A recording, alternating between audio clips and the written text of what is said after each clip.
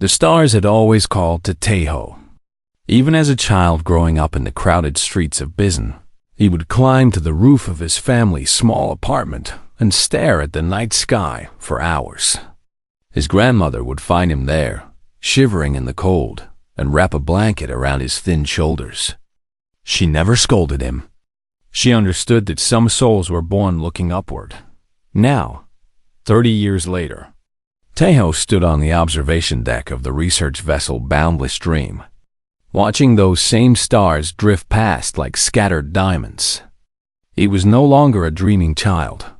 He was a Zen archaeologist, one of the few humans trusted to work alongside the galaxy's oldest civilizations. The Galactic Assembly had opened its doors to humanity only 15 years ago, and Taeho had fought hard to earn his place among beings who had mastered the universe while humans were still learning to make fire. The ship hummed quietly around him. 300 crew members from 12 different species worked in careful harmony, each contributing their unique gifts to the mission. The Boundless Dream was on a routine survey of Sector 7G, mapping ancient ruins and cataloging dead worlds. It was boring work, but Taeho loved it. Every broken stone told a story. Every abandoned city whispered secrets of species long forgotten. He was reviewing navigation data when he noticed something strange. The ship's planned route curved dramatically around a particular region of space, adding 3 weeks to their journey. Taeho frowned and zoomed in on the area. There was nothing special about it. A medium-sized yellow star with 8 planets. The third planet was small, blue-green, covered in water and clouds. His heart stopped. Earth. Taeho checked the data 3 times, certain he had made a mistake. But the numbers were clear. The Boundless Dream was going far out of its way to avoid his home planet. This made no sense. Earth was humanity's birthplace, the cradle of his species. Why would the ship avoid it like a disease? He walked quickly to the command center, his footsteps echoing in the empty corridors. Most of the crew was asleep during this cycle, but Commander Yuna was always awake. She was a small woman with silver hair and sharp eyes that seemed to see through walls. She had commanded ships for 30 years and had earned the respect of species that considered humans to be children playing with dangerous toys. Yuna looked up as Taeho entered. Her expression was neutral, but he caught a flicker of something in her eyes. Caution, perhaps. Or fear. "Commander," Taeho said, trying to keep his voice calm. "I found an error in our navigation route. The system is avoiding Sector 7G4. That's the Sol system. Earth." Yuna was silent for a long moment. She set down her tablet and gestured for Taeho to sit. He remained standing. "It's not an error," she said finally. "Then, why are we avoiding it?" "Earth is a registered member world. Our ships travel there constantly. Human ships travel there. No one else does." Taeho felt confusion wash over him. "What do you mean?" "The Assembly has diplomatic stations on Earth. I've seen alien visitors in Seoul and New York. You've seen diplomats and researchers who volunteered for the posting. Very few volunteer. Most consider it a punishment." Yuna's voice was flat, empty of emotion. "And no survey vessel, no exploration ship, no military craft from any member species has entered the Sol system in over 10,000 years. The words hit Taeho like a physical blow. 10,000 years.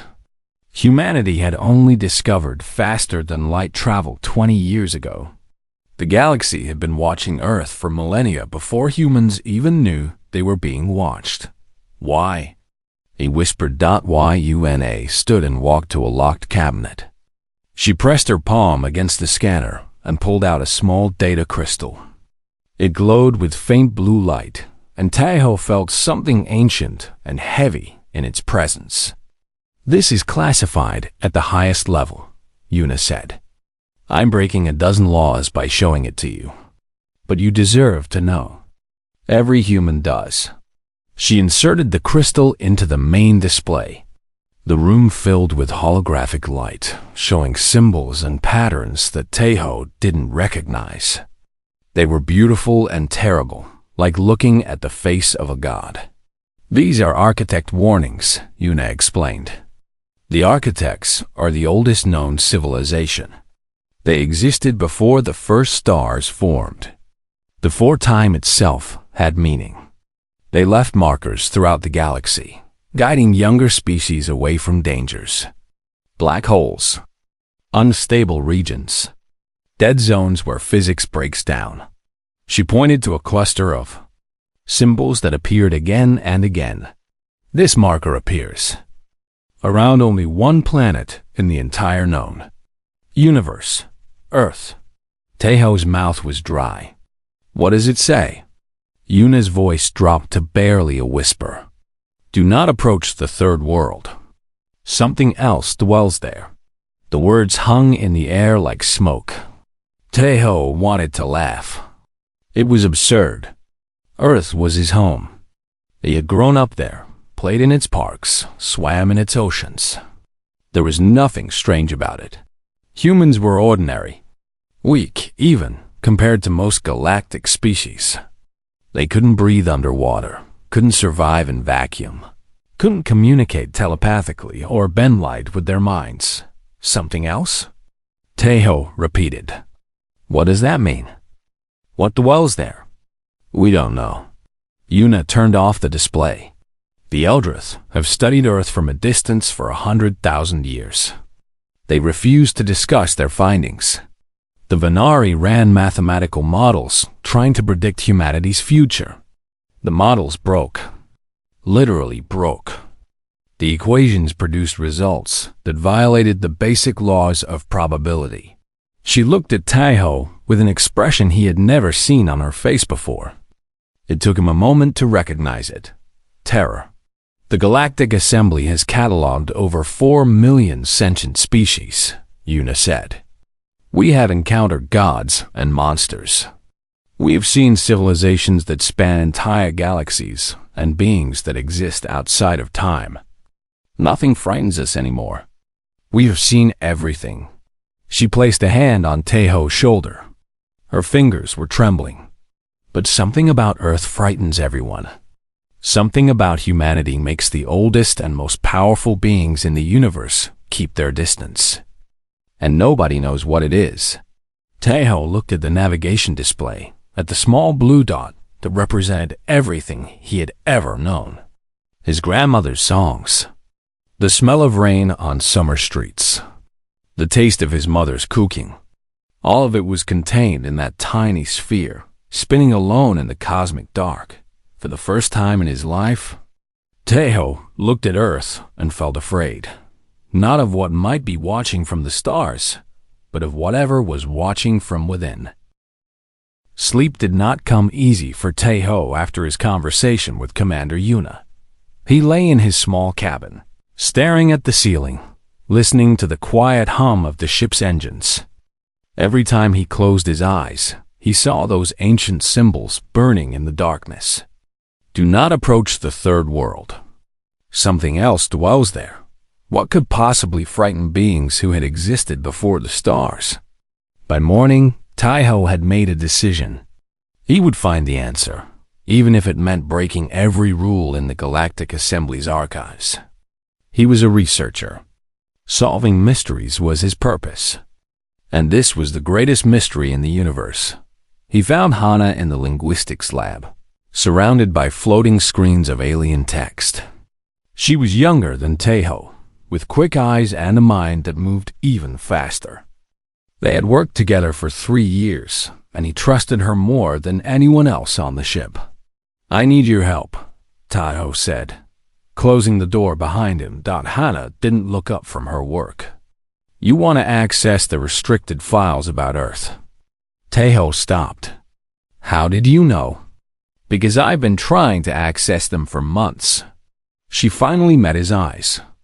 "Ever since I translated a fragment of Venari poetry that mentioned a world where impossible things become real.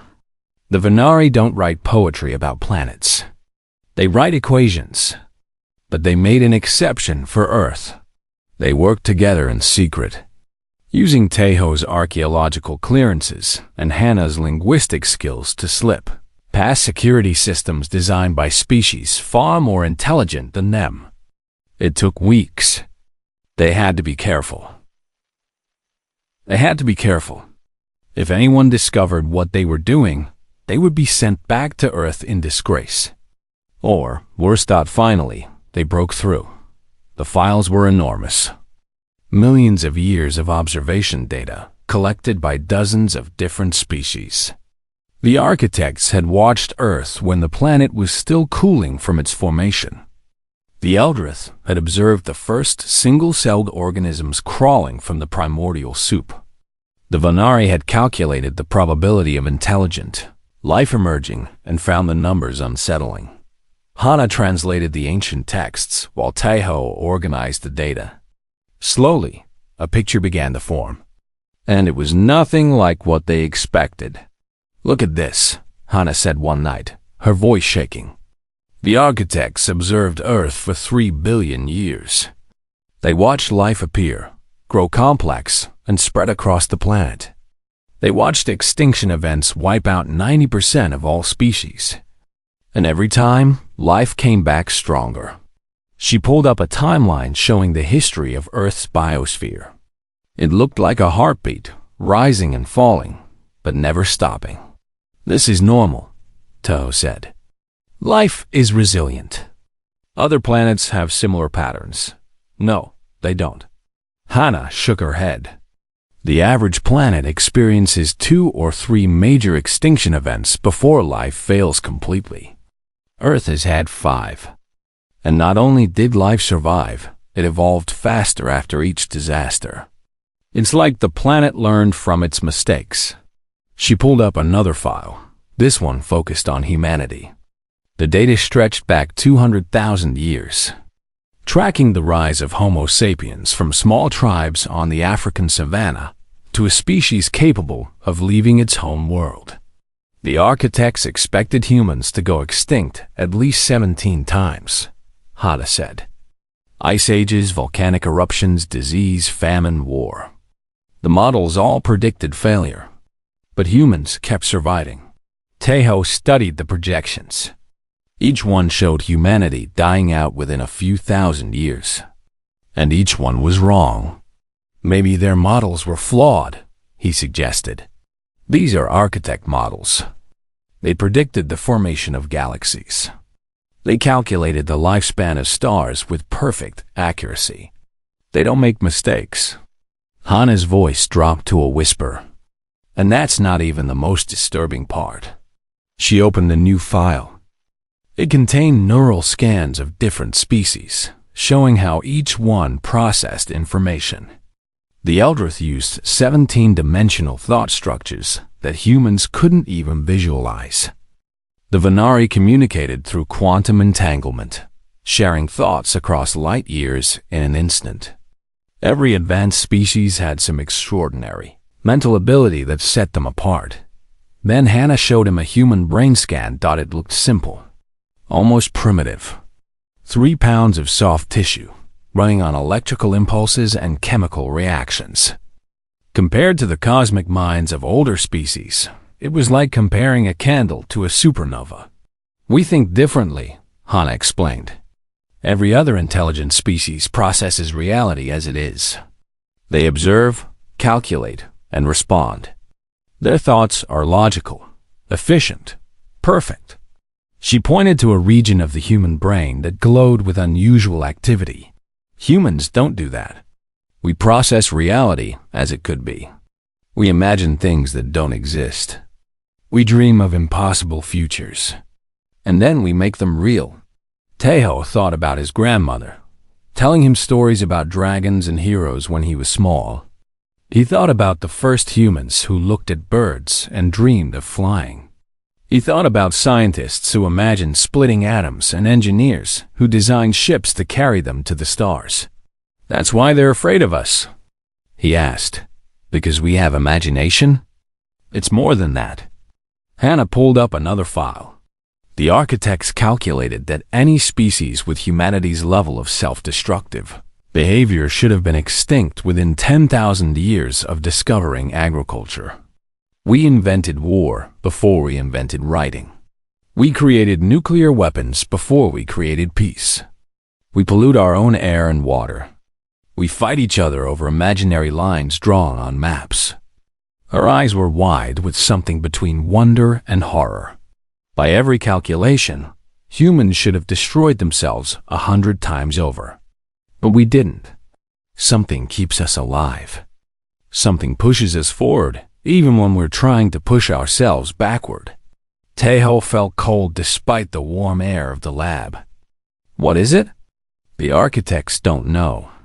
The Eldrith don't know. The Vanari don't know. Hana's hands were shaking as she closed the files. And that terrifies them more than anything else in the universe. They have understood everything for billions of years. Every mystery, every question, every secret of existence. They solved them all. She turned to face Taeho, and he saw tears forming in her eyes. But they cannot understand us. They cannot predict us. They cannot explain why we survive when we should die, why we create when we should destroy, why we hope when hope is mathematically irrational. Hana took a deep breath. Something dwells on Earth, Taeho. Something the greatest minds in the cosmos cannot comprehend. And that something is us. The words settled into the silence like stones dropping into deep water. Taeho looked at his own hands, ordinary human hands that had evolved to grip branches and throw spears. He thought about all the impossible things those hands had created. Art and music and medicine. Rockets and computers and dreams made real. Maybe the universe was right to be afraid. The great hall of the Galactic Assembly stretched beyond the limits of human vision. It was built on an artificial planet at the exact center of the known universe, constructed by species so old that their names had been forgotten. The ceiling showed the actual night sky, with every visible star representing a civilization that had joined the cosmic community. Millions of lights burned above, and each one was a world full of beings who had earned their place among the stars. Ambassador Do-won stood at the entrance, trying not to feel small. He was 60 years old, with gray streaks in his black hair and lines on his face that told stories of difficult decisions. He had served as Korea's representative to the United Nations for 15 years before Earth was invited to join the assembly. Now he represented all of humanity, 7 billion souls depending on him to speak with wisdom and dignity. His aide Suji walked beside him, her tablet clutched tightly against her chest. She was young, barely 30, but her mind was sharp and her courage was solid. Do-won had chosen her specifically because she did not impress easily. In a hall full of godlike beings, he needed someone who could remain calm. They walked down the long aisle toward the central platform. On either side, delegates from thousands of species watched them pass. Some had physical forms that Do-won could recognize. Bodies with limbs, eyes, mouths. Others were clouds of living gas or colonies of insects moving as one mind, or geometric shapes that existed in more dimensions than humans could perceive. Each one was ancient beyond measure. Each one had mastered technologies that humans could barely imagine. And each one was staring at the two small humans walking through their midst. Do-won had been warned about this moment. The assembly had never formally addressed humanity before. For 15 years, Earth had been kept at the edges of galactic society. Trading partners, yes. Diplomatic relations, certainly. But never full recognition. Never a seat at the table where the fate of civilizations was decided. Something had changed. The summons had arrived 3 days ago, direct from the Supreme Chancellor. No explanation. No agenda. Just an order to appear. Do-won reached the central platform and bowed deeply. The gesture felt strange in this alien place, but it was human, and that was exactly the point. He would not pretend to be something he was not. The Supreme Chancellor descended from a throne of pure light. The Illuminated One, they called it. A being of energy so old that it remembered the birth of the first stars.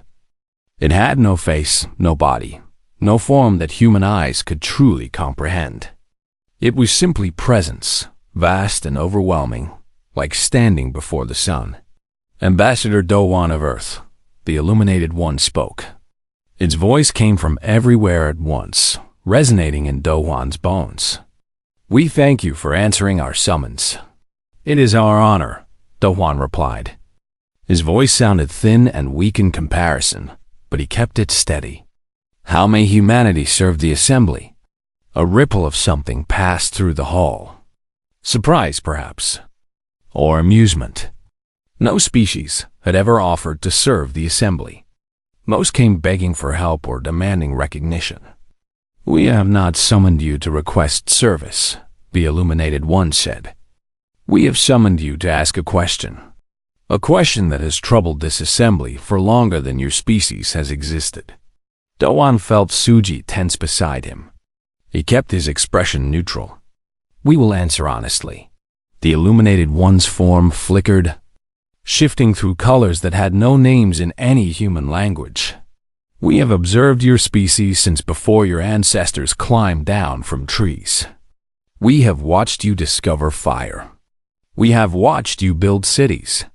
We have watched you create art and music and mathematics. We have watched you invent weapons capable of destroying your entire world." The hall was completely silent. Even the gaseous beings had stopped their constant swirling. "Your species has faced 17 extinction-level events. Asteroids, ice ages, volcanic winters, plagues that killed half your population, wars that burned entire continents. Your own governments have come within minutes of launching nuclear weapons that would have sterilized your planet."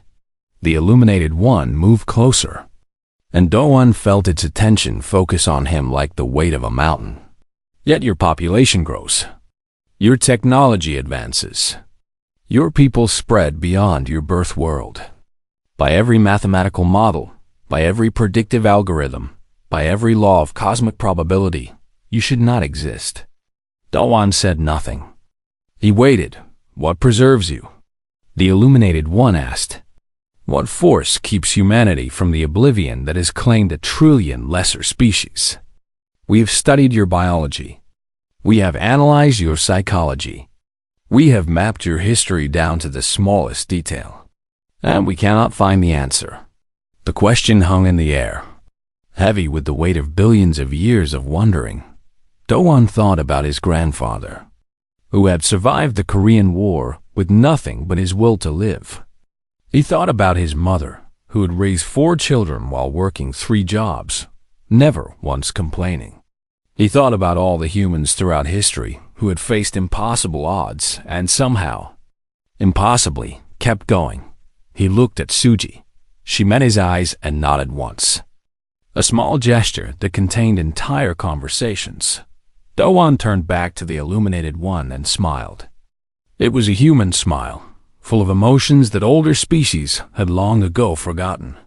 Warmth, sadness, defiance, love. "We call it hope," he said. The silence that followed was absolute. Dowan could hear his own heartbeat, steady and strong, pumping blood through a body that evolution had designed for survival. "Explain," the Illuminated One commanded. "Hope is the belief that tomorrow can be better than today," Dowan said. "It is not logical. It is not rational. It cannot be measured or quantified or proven. But it is the most powerful force in the human heart." He stepped forward, and every sensor in the hall focused on his small form. When everything tells us to give up, hope tells us to try again.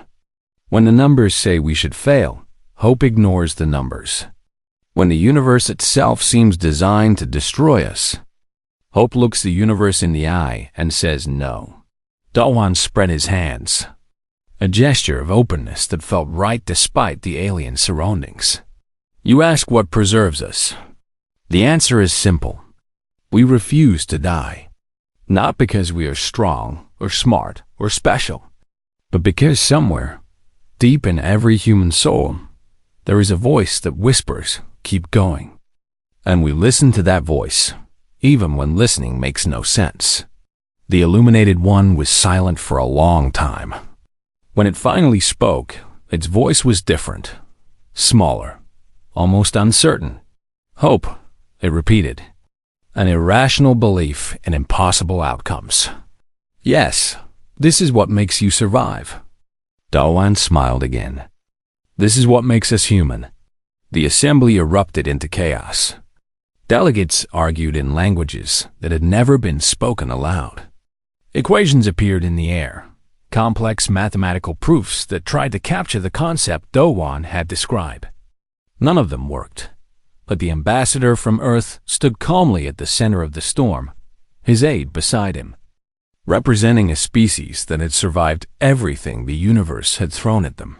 And somewhere deep in the galactic archives, ancient warnings began to make sense. Do not approach the third world. Something else dwells there, not a monster, not a weapon, not a god. Something far more dangerous, a species that hoped. The scientific coalition was not satisfied with Ambassador Dawan's answer. Hope was a word, they argued. Words were not data. Words could not be tested, measured, or replicated. The greatest minds in the galaxy had spent eons turning mysteries into equations. They would not accept a mystery wrapped in human poetry. Dr. Yunji understood their frustration. She was a psychologist who had spent her career studying the strange landscape of the human mind, and even she could not fully explain why humans behaved the way they did. But she also knew that some truths could only be shown, not told. She proposed an experiment. The location was Research Station Harmony, a massive structure floating between galaxies, where scientists from all species worked together on problems too big for any single civilization. Yunji had been stationed there for 5 years, the only human among thousands of alien researchers. She had learned to communicate with beings who thought in colors and emotions instead of words. She had adapted to cultures that found human behavior confusing and sometimes terrifying. Now she would show them what hope really meant. The experiment was simple in design but impossible in execution. The coalition's greatest minds had created a puzzle, a three-dimensional maze of logic and mathematics that required 17 different types of reasoning to solve. The puzzle had been tested on artificial intelligences, capable of simulating entire universes. It had been analyzed by hive minds containing billions of individual consciousnesses. Every test had produced the same result. The puzzle was unsolvable. The mathematics proved it. The logic confirmed it. There was no path through the maze, no combination of moves that led to success. It was a perfect trap, designed to demonstrate the limits of any mind. Unji selected her test subject carefully. She did not choose a genius or a soldier or a specially trained operative. Instead, she chose Yemen, a maintenance worker from the station's lower levels. He was 42 years old, with rough hands and a simple smile. He had no advanced education, no special training, no genetic modifications. He was, in every measurable way, an ordinary human being. The delegates gathered behind quantum-shielded glass to observe. There were representatives from 63 species, including 3 members of the Elder Council who had not left their home systems in 10,000 years. Yunji felt their attention pressing against her like physical weight. "The subject will be given 12 hours to solve the puzzle," she announced. "During this time, he will receive no food, no water, no rest, and no assistance. The chamber is sealed against all forms of communication. He is completely alone." A Venari delegate raised a crystalline appendage. "This experiment is pointless. The puzzle is mathematically unsolvable. Your subject will fail, and we will have learned nothing." Yunji smiled. "Perhaps. Let us see." Yemen entered the chamber with the calm confidence of a man who had faced difficult problems before. He looked at the floating maze of light and symbols, cracked his knuckles, and began to work. The first 3 hours went as expected. Yemen approached the puzzle systematically, testing different paths and recording his results. He was not stupid. He quickly realized that the maze had no obvious solution. But he did not give up. He started again, trying new approaches, combining strategies in unexpected ways. By hour 6, his confidence had cracked. Yunji watched through the glass as Yemen's movements became frustrated, angry. He slammed his fist against the chamber wall. He shouted words that the universal translator refused to repeat. Tears streamed down his face. The psychological collapse begins, a Eldrith observer noted. His stress hormones have reached dangerous levels. His logical centers are shutting down. He will surrender within the hour. Yunji said nothing. She watched. Hour 7 arrived. Yemen sat on the floor of the chamber, his head in his hands. Every species present recognized this moment. It was the point of rational surrender, when the mind accepted that further effort was wasted. The Vanari had seen it in 1 trillion test subjects. The Eldrith had documented it across thousands of species. It was universal, inevitable, final. Jamin should have stopped. Every calculation said he would stop. He did not stop. Instead, he closed his eyes and began to hum. It was a simple melody, something soft and gentle that seemed completely out of place in the sterile chamber. Yunji recognized it as a Korean lullaby, the kind mothers sang to their children at night. What is he doing? The Vanari delegate demanded. Yunji's voice was quiet. He's thinking about his daughter. The chamber fell silent. His daughter is 7 years old, Yunji continued. Her name is Minji. Before Yemen left for this station, he promised her that he would always come home. He promised her that he would never give up, no matter what. But that is irrational, the Eldrith observer protested. The promise cannot be fulfilled if the puzzle cannot be solved. His logical centers should override the emotional attachment. Human logical centers don't work that way.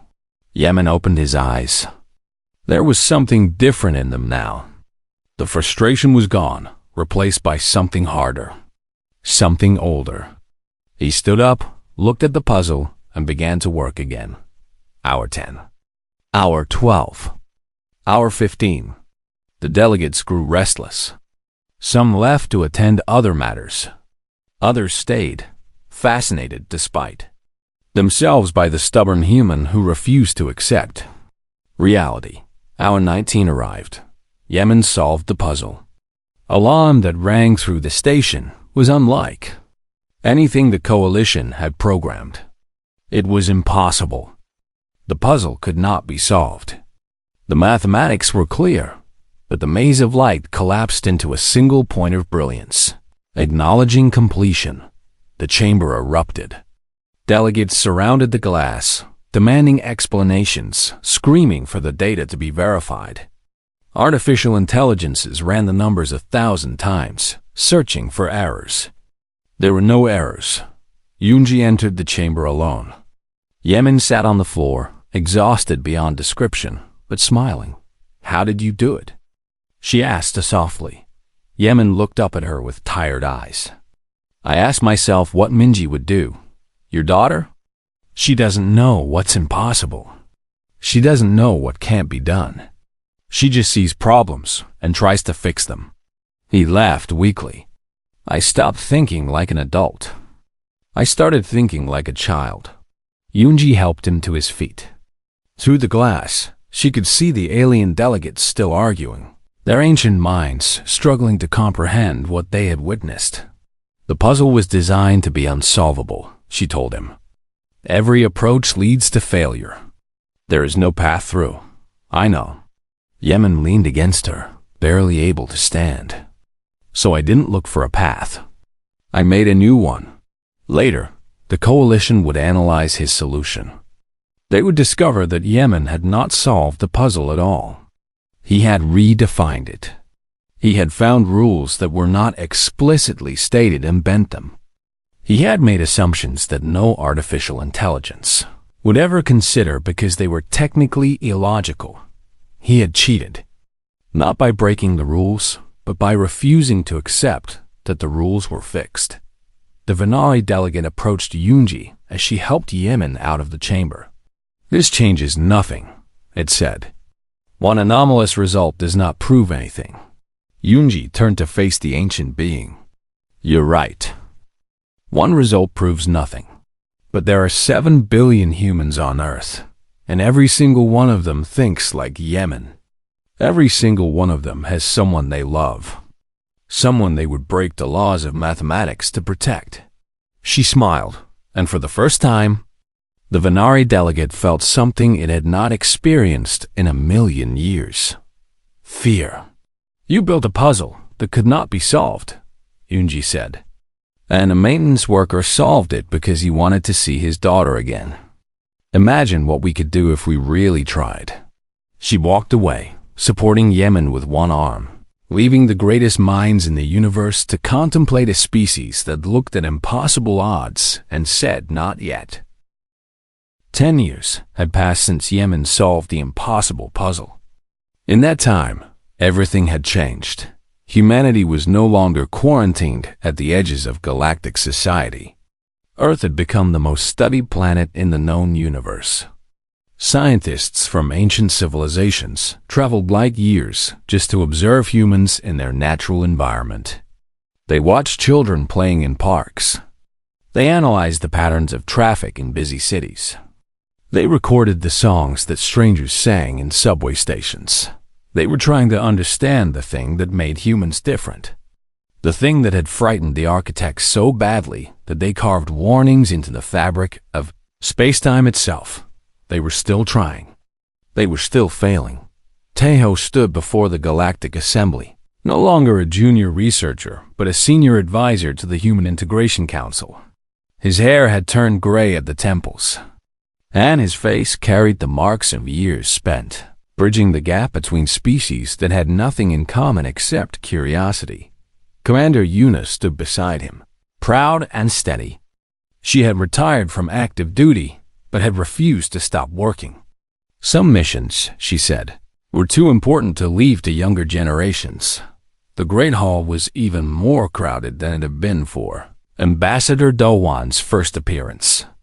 Word had spread throughout the galaxy that humans had something to say. Something that might finally answer the question that had haunted the stars for billions of years. The Illuminated One descended from its throne of light.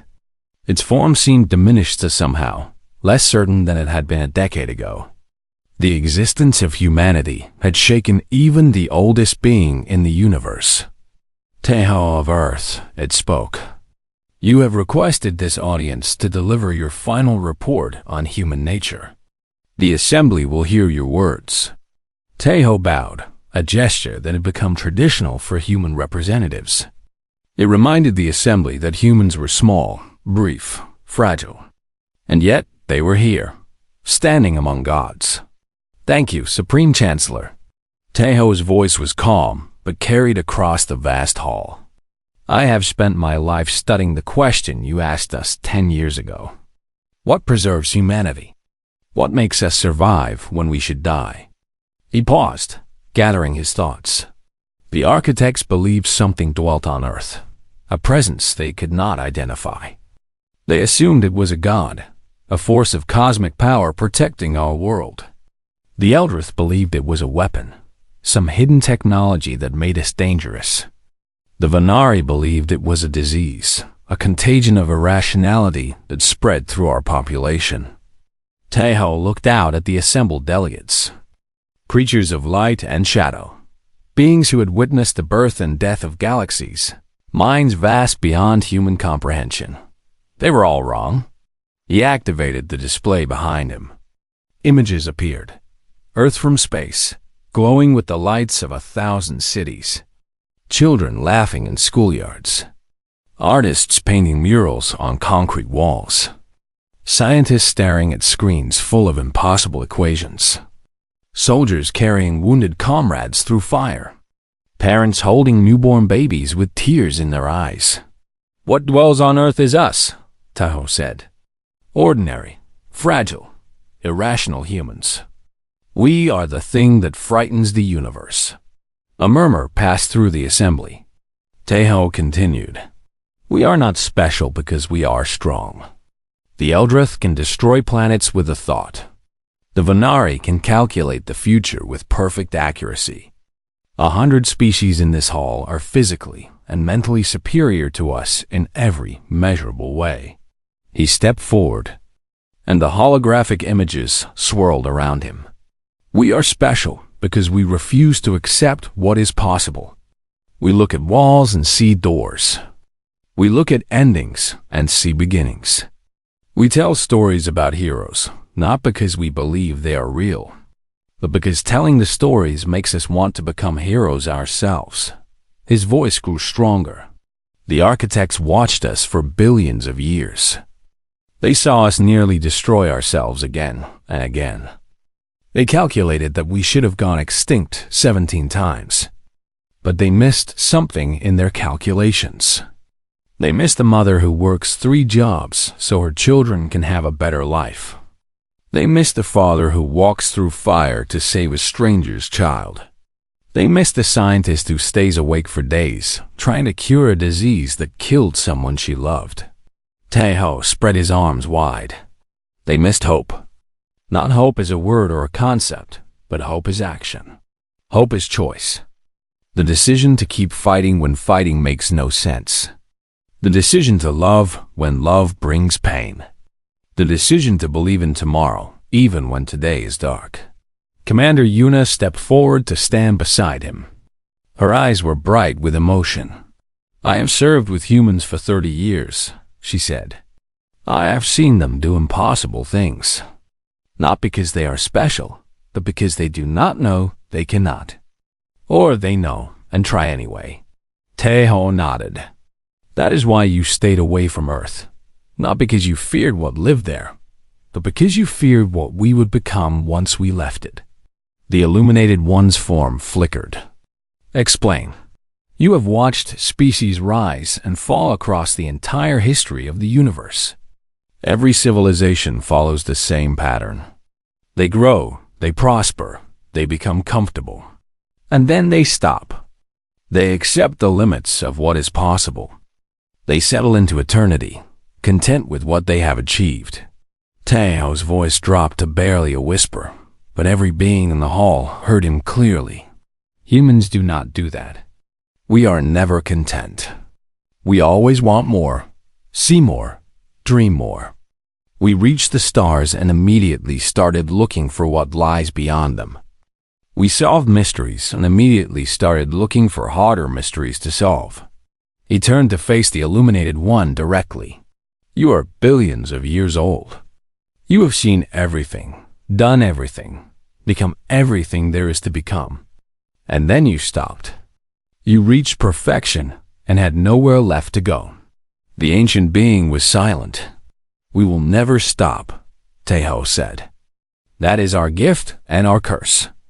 We will keep climbing, keep growing, keep changing until we reach heights that you cannot imagine, or until we destroy ourselves trying. Either way, we will never stand still. He smiled, and it was the smile of a species that had stared into the void and refused to blink. The architects warned you about Earth because they saw our future. Not what we are now, but what we will become. They saw us standing among the stars as equals. They saw us reaching for powers that even they never grasped. They saw us becoming something new. Tahoe's voice rang through the great hall. Something else dwells on Earth. That something is potential. Raw, unlimited, terrifying potential. We are not gods. We are not monsters. We are something far more dangerous. He looked at Commander Yuna, at the delegates from 1,000 worlds, at the ancient being of light who had ruled the galaxy since before time had meaning. We are human, and we have only just begun. The illuminated one was silent for a long moment. When it spoke, its voice carried a weight that had never been there before. And that is precisely why we stayed away. Not because we feared what lived on Earth, but because we feared what humanity would become once they left it. Taiho met the ancient gaze without flinching. Too late. The assembly erupted into a chaos of voices and thoughts and emotions. But Taiho did not stay to watch. He walked out of the great hall with Commander Yuna at his side. Two humans leaving a gathering of gods. Behind them, the universe was learning to be afraid, not of weapons, or diseases or cosmic forces beyond comprehension, but of a small blue planet where impossible things became real. Where fragile creatures looked at the stars and said, "Mine," where something else dwelled. Something called hope, something called humanity.